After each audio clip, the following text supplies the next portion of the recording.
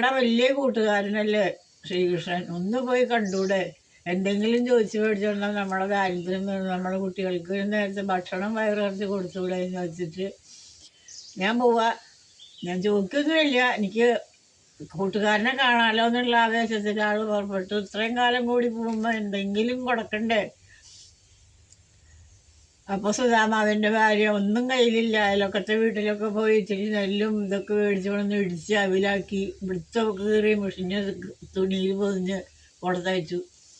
ഭഗവാനെ കാണാനുള്ള ആവേശത്തിൽ സുധാമാവ് നടന്ന് നടന്ന് നടന്ന് നടന്ന് ഭഗവാന്റെ ദ്വാരകയുടെ കൊട്ടാരത്തിൻ്റെ പടിക്കെത്തിയപ്പോഴേക്കും മാളിക മുകളിൽ നിന്ന് ഭഗവാൻ കണ്ടു. മാളിക മുകളിൽ നിന്ന് ചാടി ഇറങ്ങി വന്ന് സുധാമാവിനെ കെട്ടിപ്പിടിച്ച് കൂട്ടിക്കൊണ്ടുപോയി. വിയർപ്പ് ചീഞ്ഞളിഞ്ഞ ശരീരം അദ്ദേഹം കെട്ടിപ്പിടിച്ചതാണ് കൂട്ടുകാരനോടുള്ള സ്നേഹം. കൊണ്ടുപോയി അവനവൻ്റെ മണിമഞ്ചത്തിലിരുത്തി രുക്മിണിയുടെ താലവൃന്ദം വീശി ഭഗവാൻ കാല് കഴുകി തീർത്ഥം എല്ലാവർക്കും കൊടുത്തു. അവരവരും കഴിച്ചു.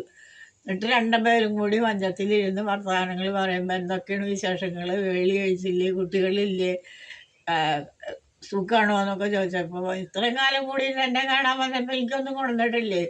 അപ്പോൾ സുധാമാവിനും നാണക്കേട് തീർത്ത് കൊടുക്കുക. അത് കഷത്തിൽ ഇടുക്കി വെച്ചുകൊണ്ടിരിക്കുക.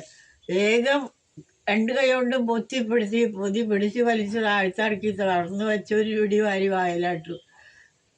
അപ്പോഴേക്കും സുധാമാവിൻ്റെ വീട് കൊട്ടാരായി. എല്ലാ ഐശ്വര്യങ്ങളും വന്നു. ഭാര്യ ചെറുപ്പക്കാരത്തെയായി, സുന്ദരിയായി, ആഭരണവും പണ്ടങ്ങളൊക്കെ അണിഞ്ഞ് അറിയാൻ പറ്റില്ലാത്ത വിധത്തിലായി. രണ്ടാമത് വരെയപ്പോൾ രുക്മിണിദേവി കൈവം പിടിച്ചു. അയ്യോ ഇനി വാരല്ലേ, ഭഗവാൻ കഴിക്കല്ലേ, ഇനി ഭഗവാൻ കഴിച്ചാൽ ഞാൻ സുധാമാവിൻ്റെ ദാസിയായി പോകേണ്ടി വരും എന്ന് പറഞ്ഞ് ബാക്കിയുള്ള അവർ ഞങ്ങൾക്കും വേണ്ടേ, ഞങ്ങളും കഴിക്കട്ടെ എന്ന് പറഞ്ഞ് അവരൊക്കെ പങ്കുവെച്ച് കഴിച്ചു. അങ്ങനെ സുധാമാവിന് ഭയങ്കര ഐശ്വര്യം വന്നു. തിരിച്ചു വന്നപ്പോൾ വീട് കണ്ടിട്ട് മനസ്സിലായില്ല. അയ്യോ ഇത് ആരുടെ വീടാണാവോ എന്ന് വിചാരിച്ച് കയറാൻ മേടിച്ചപ്പോഴേക്കും ഭാര്യ വന്ന് ഗേറ്റിൻ്റെ അവിടെ വന്ന് വിളിച്ചുകൊണ്ട് കഴിച്ചു. അങ്ങനെ അവിടെ സുഖമായിട്ട് കഴിച്ചു, സുഖമായിട്ട് ജീവിച്ചു.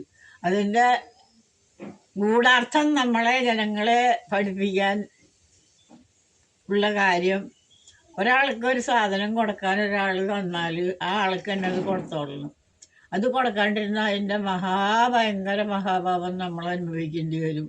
പ്രത്യേകിച്ചും ഭക്ഷണ സാധനം ഒരാൾക്ക് കൊടുക്കാൻ പറഞ്ഞ ഒരാൾ തന്നാൽ കൊടുത്തോളണം. അത് ഭക്ഷണം തന്നെയല്ല, എല്ലാ സാധനങ്ങളും.